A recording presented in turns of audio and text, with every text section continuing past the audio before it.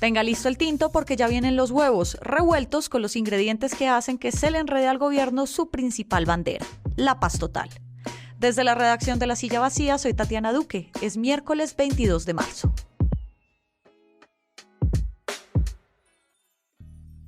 El fundamento de la paz total es hacer un esfuerzo humanitario para que las comunidades dejen de vivir en guerra y luego negociar el desarme con los grupos armados.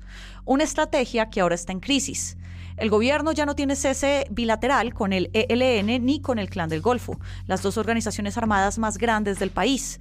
Y las disidencias de las FARC siguen llevando al límite ese cese en varias regiones. Además, la paz total se quedó sin respaldo regional.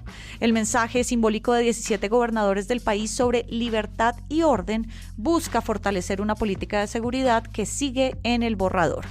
Y se suma una crisis silenciosa en las regiones con más conflicto y cultivos del país. La coca se está quedando en casa. Así que revisemos todas estas variables con Nicole Bravo, periodista de La Silla Vacía en el Pacífico, una región a la que le pegan todas estas realidades. Nicole, gracias por volver por acá. Gracias, Tatiana, por invitarme de nuevo. ¿Qué fue lo que pasó para que el cese el fuego se haya levantado con el Clan del Golfo hace unas horas? Que se venían planteando estrategias que no estaban funcionando. Un cese de hostilidades que aprovechó el Clan del Golfo en el norte de Antioquia para moverse en medio de un paro minero, que siguieron los enfrentamientos en varias regiones y que al final esos ceses al fuego no se sentían tanto en términos de paz total en las poblaciones. Hay ejemplos destacables con otros grupos armados ilegales de que un cese puede funcionar, como pasó con los Xotas y los espartanos en Buenaventura, donde los homicidios bajaron a mínimos históricos. Pero no es lo mismo que pasa con el ELN, por ejemplo, que tiene combates constantes en Arauca. Y hay señales de alerta con las disidencias del llamado Estado Mayor de las FARC. Por estos días, en el Meta se tuvieron que trasladar los 300 miembros del ETCR de las antiguas FARC por amenazas de estas disidencias.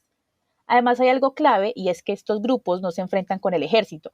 Ahora el conflicto en Colombia ya no es por tomarse el poder vía las armas, sino por controlar territorios muy específicos para sacar una renta ilícita que le permita financiar la guerra. Y de ahí pues ya derivan controles territoriales donde el Estado no existe. Claro. Un objetivo que trazó la paz total en principio era parar la guerra y sentarse a negociar, que era una petición de las comunidades. Por eso se hacen los ceses al fuego.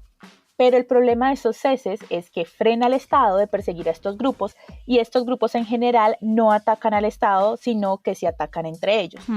Eso, además de que parece que no existe una interlocución continua con el clan o las disidencias, dificulta mucho mantener un cese al fuego al principio. Y ahí el debate también se torna político, de nuevo, porque más de la mitad de los gobernadores están pidiendo, entre comillas, libertad y orden, que es una crítica justamente a esa falta de rumbo que se siente en varios territorios. Es un golpe al respaldo político que venía teniendo la propuesta de la paz total, que se suma también al llamado del presidente del Senado, Roy Barreras, para suspender todos los ceses al fuego del país.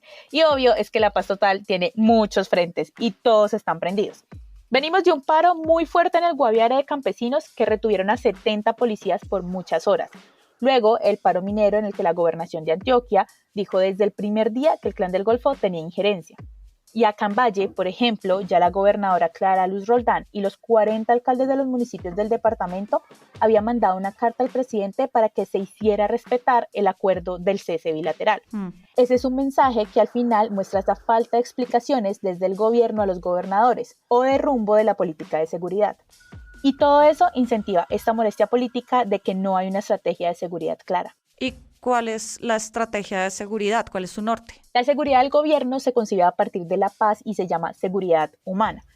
La idea es que dé las garantías para crear condiciones de construcción de paz y proteger la vida de líderes sociales, haya desarrollo sostenible y defensa de los derechos humanos.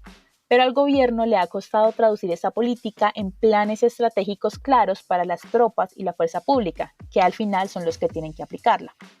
El documento del Plan Estratégico de Seguridad y Defensa, que depende del Ministerio de Defensa, sigue en un borrador que ya tiene el presidente Petro. Y esa falta de comunicación y de una aparente falta de estrategia da la sensación de que no hay una estrategia de seguridad fuerte o al menos clara. Y eso hace parte del mensaje político de los gobernadores. Un mensaje que también cogió la derecha y que se volvió un debate más político que de seguridad, en el que piden más mano dura y apoyo a las labores de la fuerza pública. Y otra pata que le sale a toda esta situación es los efectos que hay en los territorios donde hay cultivos de coca y al mismo tiempo conflicto. En una investigación que ustedes realizaron en varias regiones del país, pues encontraron una crisis más bien silenciosa, y es que la coca se está quedando en el país. ¿Qué encontraron para que esto sucediera? Mira, nos dimos cuenta que justo cuando la Oficina para la Droga y el Delito de la ONU reporta que el mercado de cocaína está disparado en el mundo, en Colombia está en crisis. La arroba de hoja de coca y el kilo de pasta base no se está vendiendo, y cuando se vende los precios son tan bajos que a veces no da ni para recuperar lo invertido. Wow. Todo esto ha generado una crisis económica desde el año pasado en 3 regiones que son las que tienen los enclaves cocaleros en el país y más de la mitad de los cultivos ilícitos. Estamos hablando de Catatumbo, el norte de Santander, Putumayo y el Pacífico. A ciencia cierta aún no podemos decir por qué está pasando esto, pero hay algunas teorías, como la de los expertos que dicen que hay una sobreoferta de coca y de cocaína en Colombia. Pero en las regiones sienten que inciden otras dinámicas. A ver. Por ejemplo, en Catatumbo, la crisis se dio desde la captura de Otoniel, el cabecilla del Clan del Golfo. Ese grupo tenía el visto bueno del ELN y del Frente 33 que controlan el territorio para entrar compradores y asegurar la ruta. Sí. Sin él, el negocio se cayó, sumado a la petición que hizo el gobierno en su momento en secreto a las guerrillas en Catatumbo de desincentivar la coca. En Nariño, por ejemplo, específicamente en la frontera entre Tumaco y Ecuador, la columna móvil Urias Rendón de las disidencias de Iván Mordisco se pelea en el territorio con la segunda marquetaria de Iván Márquez. La inestabilidad y el cambio de mando en el territorio llega hasta el punto que la gente no sabe quién manda ni en qué zonas y prefieren no vender la coca para no convertirse en objetivo militar.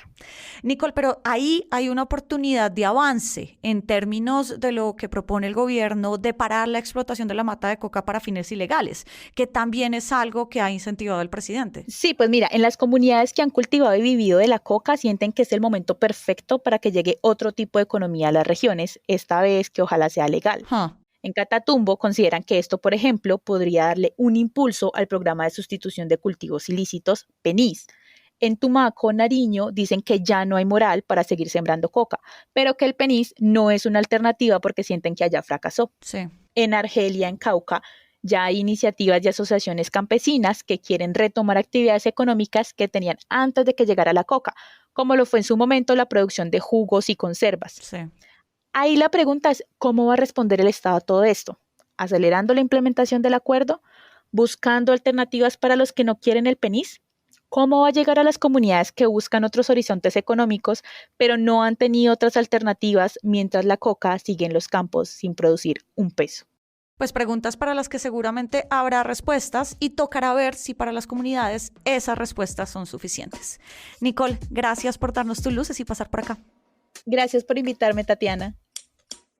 Y arranca el día con estas movidas. Hoy se radica la reforma pensional del gobierno. Será a las 11 de la mañana y ya cuenta con el visto bueno de la Comisión de Concertación, donde tienen asiento empresarios y sindicatos. Viva y Avianca podrían fusionarse, pero con condiciones. La Aerocivil está preparando la decisión que haría que las empresas controlen el 60% del mercado del país. Y Dilian Francisca Toro vuelve a lanzarse a la gobernación del Valle. A mediados de año oficializará su candidatura. Lea la revelación en lasillavacía.com. Todas estas movidas de poder ya están al aire en nuestra página, en las redes y en el en vivo. Y por acá, cada mañana reciba calientito su desayuno político favorito. Soy Tatiana Duque. Nos escuchamos mañana.